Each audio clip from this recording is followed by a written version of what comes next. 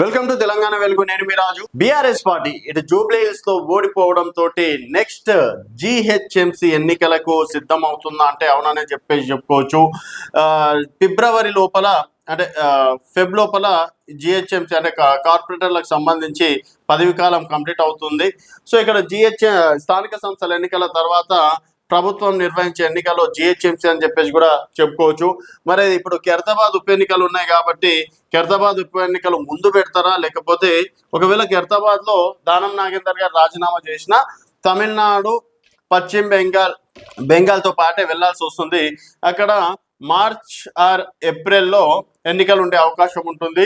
ఒకవేళ ఫిబ్రవరికి ఇది అంటే అయిపోతే మరి జిహెచ్ఎంసీతో పాటు ఇక్కడ ఈ ఎన్నికలు కూడా నిర్వహిస్తారా అనేది వేచి చూడాల్సిన విషయం. సో మొత్తానికైతే జిహెచ్ఎంసీ పైన ఈరోజు జరిగినటువంటి తెలంగాణ భవన్లో కూడా కేటీఆర్ కీలక ఆదేశాలు ఇచ్చినట్టు కూడా తెలుస్తుంది. సో మీరు ఇప్పటి నుంచే జిహెచ్ఎంసీకి సంబంధించి ప్రిపేర్ కావాలి. ఎటు తిరిగి మనం మేయర్ పీఠాన్ని మనమే సాధించుకోవాలి.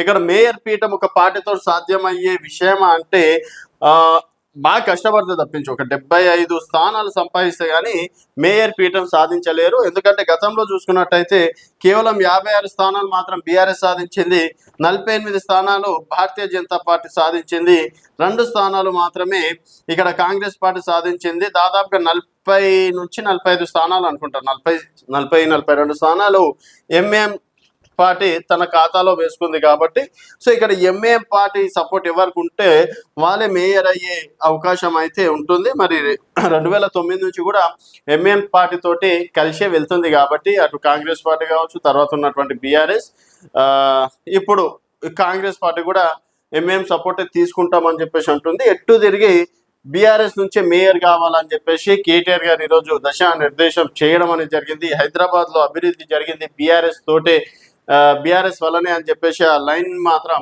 జనాల లోపలికి తీసుకెళ్ళాలి అని చెప్పేసి సూచించారు. అలాగే కార్పొరేటర్ ఉన్నప్పుడు మనం ఎన్ని నిధులు విడుదల చేసినాం, తర్వాత ఇప్పుడు ఈ 2 సంవత్సరాల్లో కాంగ్రెస్ పార్టీ ఎంతవరకు నిధులు విడుదల చేసింది, ఎంతవరకు డెవలప్మెంట్ అయిన విషయాన్ని ప్రజల వద్దకి తీసుకెళ్లాలనే విషయాలు కూడా ఈరోజు మార్గనిర్దేశం చేసినట్లు కూడా తెలుస్తుంది. మరి జిహెచ్ఎంసీ ఎన్నికల్లో ఇప్పటి నుంచే బీఆర్ఎస్ పట్టు సాధించాలి అని ప్రయత్నిస్తుంది. మరి జూబ్లీహిల్స్ ఉప ఎన్నిక ఓటమితోటి ఈసారి కొడితే బలంగా కొట్టాలి అని చెప్పేసి కేటీఆర్ అంటే ఈరోజు జరిగినటువంటి సమావేశంలో చెప్పినటువంటి మాటలు. మరి జిహెచ్ఎంసీలో గెలుపు ఎవరిది అని మీరు భావిస్తున్నారు అనేది మీ అభిప్రాయాల కింద కామెంట్ రూపంలో తెలియజేయండి. చూస్తూనే ఉండండి తెలంగాణ వెలుగు.